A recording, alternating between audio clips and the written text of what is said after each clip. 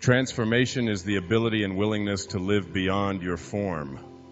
I feel as if I have gone through a gate which will not allow me to go back to the place where I used to live. To me, going through the gate symbolizes transformation. But what do I mean by that?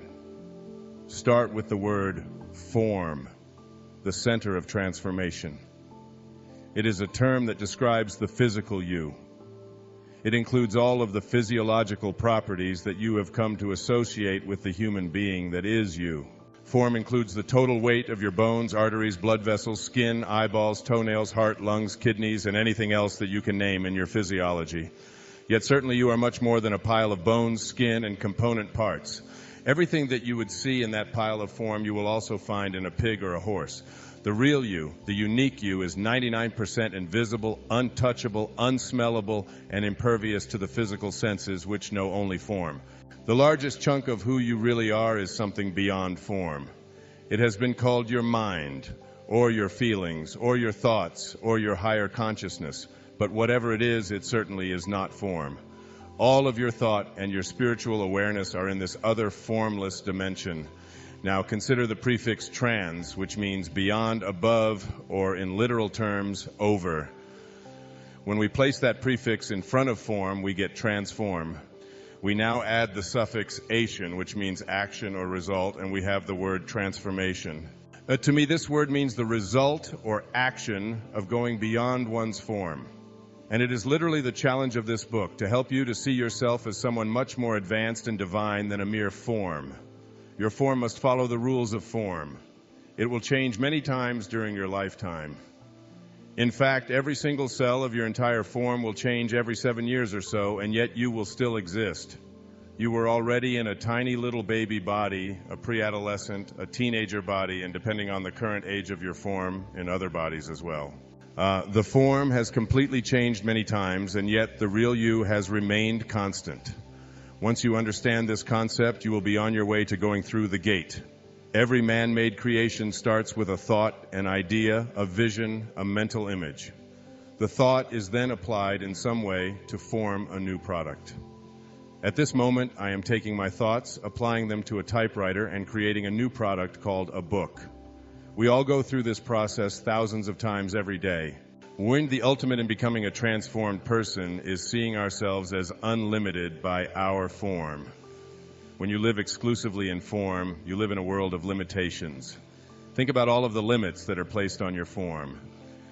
Limits are boundaries that dictate things like you can only lift so much weight, and you can only run so fast, you can only work so hard.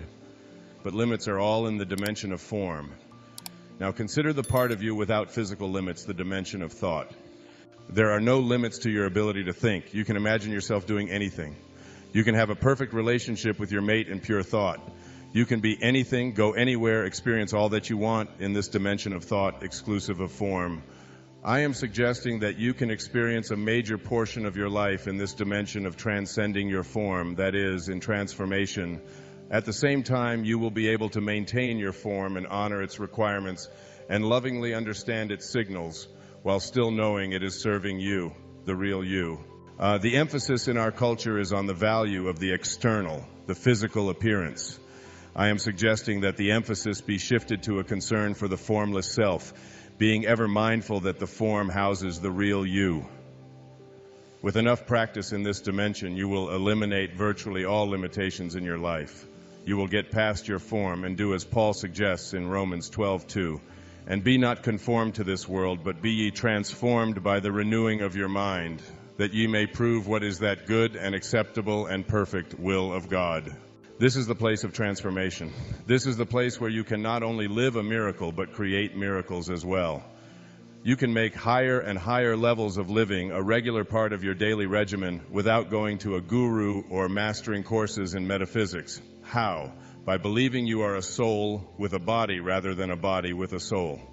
You will create for yourself a life that is literally without limitations. You will begin to see miracles occurring simply because you believe in them and expect them to materialize for you. In fact, you will become a miracle worker yourself. You will begin to see the phenomenal miracle that you are when it comes to healing your own body. You will begin to change self-defeating habits such as overeating and avoiding exercise without having to set goals or work at self-discipline. Kya. Your new habits will automatically follow your new sense of appreciation for all that you are, even though you cannot define it in physical terminology. Your belief in your body's ability to heal itself will begin to reflect how you take care of the precious temple that houses you. Fear of death will dissolve as you come closer to an awareness that thought, thinking, your essential self, never dies. Thought cannot die. It is the energy that composes the very existence of the universe, and once you believe this within your being, you will never need to fear death again. A beautiful woman by the name of Peace Pilgrim walked across this country a few years back, spreading her message of peace and love and personal transformation. She described the characteristics of personal transformation in this short list. So, some signs and symptoms of inner peace. A tendency to think and act spontaneously rather than on fears based on past experiences. An unmistakable ability to enjoy each moment. A loss of interest in judging other people. A loss of interest in interpreting the actions of others. A loss of interest in conflict. A loss of the ability to worry. Frequent overwhelming episodes of appreciation. Contented feelings of connectedness with others and nature. Frequent attacks of smiling. An increased susceptibility to the love extended by others, as well as the uncontrollable urge to extend it.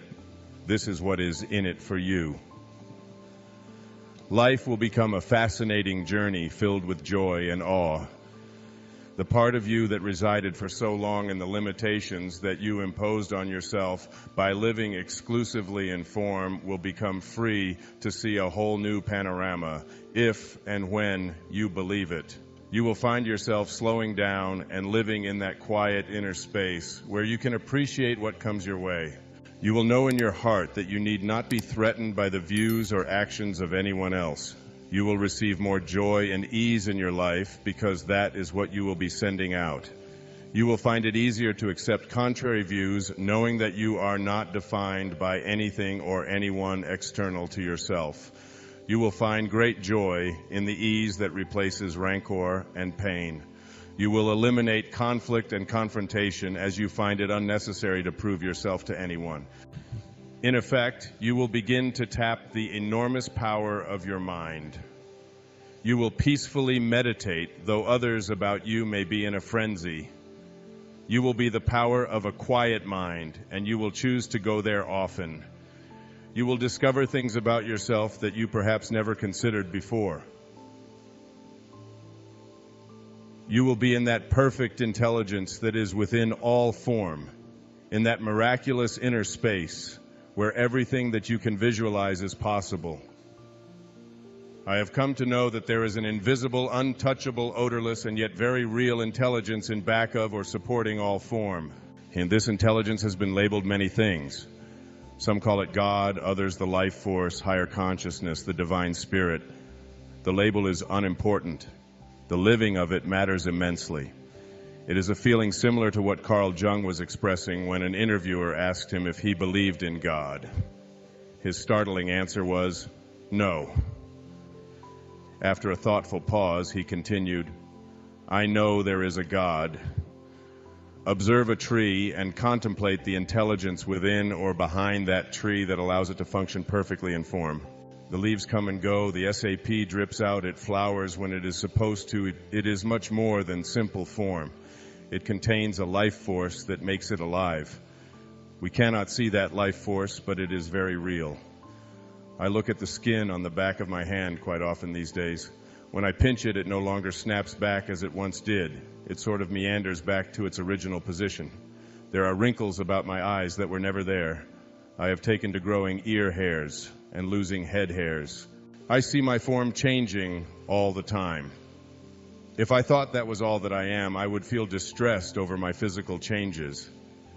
But I know that I am much more than this form that I occupy. I know that I am a soul with a body rather than a body with a soul. This thing that some call a soul and I call my being or myself is the very essence of what we are. It is the intelligence behind the form, And the biggest difference between me today and me several years ago is that I now live the fact that I am not exclusively my form. Buckminster Fuller once said that 99% of who you are is invisible and untouchable. It is your ability to think and go beyond your form that determines the quality of your life. Being able to express and experience the statement, I am my ability to think and feel, I am not only form, is the major transformational difference in my life today. I see myself having chosen a variety of roles in this lifetime. I used to believe that those roles were the real me and that everything that I did determined my essence. I experience my form doing what I have chosen to do, and at the same time I can get mentally in back of that form and observe myself going through the doing motions of my humanity. Thus, I work and sweat and play tennis and write and speak to large audiences and make love to my wife and walk along the beach and pay my bills and strive to save some money and talk on the telephone about my investments and hug my children and do all of the other actions that I choose for myself. Those actions, those roles, have a magically enhanced quality to them when my being is in the doing. When I involve that invisible, untouchable part of myself, or myself, then do I recognize that my physical self, my form, is not all that I am. When I bring my thoughts and feelings to my physical actions, I experience a balance, a wholeness, a me-ness. My ability to be thought itself is the real miracle that I am a part of. No one can get behind my eyeballs and experience my inner reality, and likewise, I cannot enter anyone else's form and become the process that is that person's. But I can and do allow myself to become my mind rather than my form. I now live each day as if that intelligence that is in all living things, including myself, is the real essence of life. I no longer fear death, since I know that we are never formed, but are always in a state of transition, and that though form may ultimately look as if it has died, you simply cannot kill thought. The major difference that I note in myself is the phenomenal new compassion that seems to have swept into my being in recent years. Where I previously was able to ignore others or to live in my own world, so to speak, now I find myself more emotionally connected to the inner energy of all life forms. For instance, I do a lot of traveling for speaking engagements, and in the past, I have proceeded single-mindedly through a crowded airplane to get to my seat. I now find myself helping someone stow hand luggage in the overhead compartment when I would have squeezed by that person a few years back. I love this new compassion. It empowers me to greater things, and of course, it helps to create a more loving experience in others as well.